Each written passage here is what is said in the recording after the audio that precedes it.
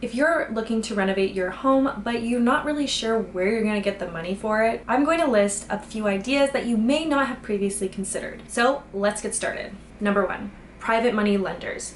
Now this could be a range of people. This could be a private money loan that is from a actual reputable business, or it could be a family member or a friend who has a bunch of money in their savings account and would be open to lending to you. Now, the plus side of going with a family or friend would be that you can negotiate what the rate is and what the terms are a lot easier than what you would typically have for a private money lender who's a business.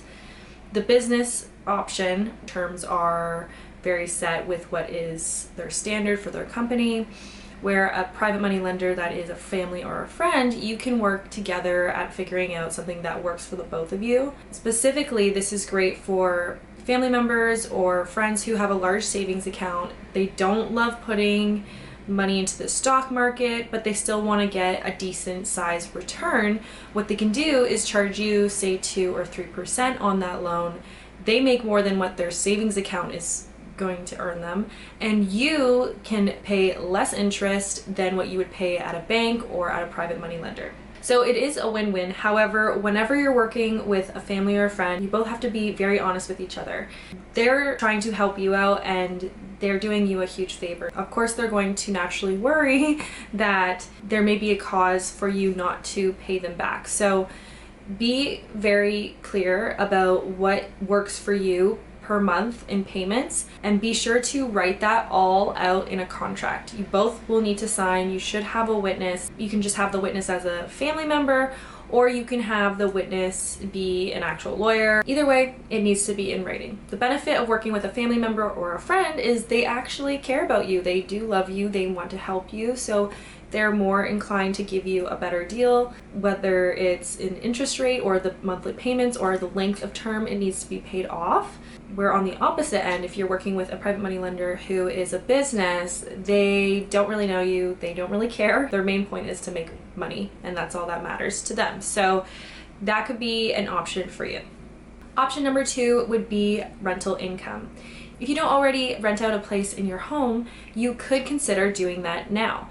If you're renovating majority of your home, this option probably wouldn't work. But say you are building an addition at the back of your house and the basement's actually not going to be touched. What you could do is invest a little bit to finish off that basement, if it isn't already finished, to bring it up to where you have a kitchen and a bathroom and enough space for living and a place for a bed. But that could provide you with enough rental income for you to offset your loan payments with a traditional lender, or at least help you pay your monthly bills while you're paying for your renovation too. Number 3 would be to get financing through a contractor. This is not available through all contracting companies. So if this is something that is a concern with you, then I would suggest searching for contractors who do. That would be companies that are very reputable, they've been around for a long time, and the size of them are quite big. They also have a similar interest rate to what banks offer, and most of the time they will let you pay off your balance early with no penalty, which is a little bit different than banks depending on who you're with. So it could be a really great option for you, and because you are working with them directly anyway for the renovation, that money is just going right to them. So that is easier, streamlined way of dealing with your financing if you decide to go that route. Number 4 will be to DIY.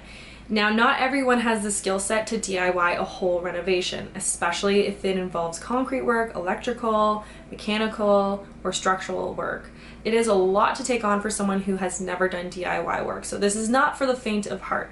That being said, there are ways that you can still limit the amount of money you spend on the overall construction by doing some DIY projects yourself. This could include doing demolition. So say you have a shed that you want to take down, or there's flooring that needs to be ripped apart, or there's walls that need to be taken down.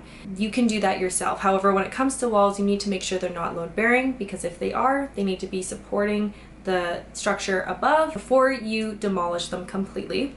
Other things like painting or other finishing work, you could try doing flooring like hardwood if you are more of a higher level of expertise, especially if it's click flooring.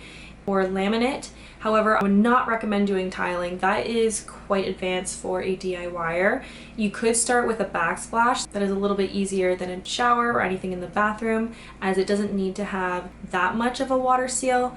So if you wanted to dabble in that, you could. Number 5, visit Reno thrift shops. In Ontario, there is a store called Restore, which is provided by Habitat for Humanity. And they pick up material or fixtures that have been left behind or not used by construction sites.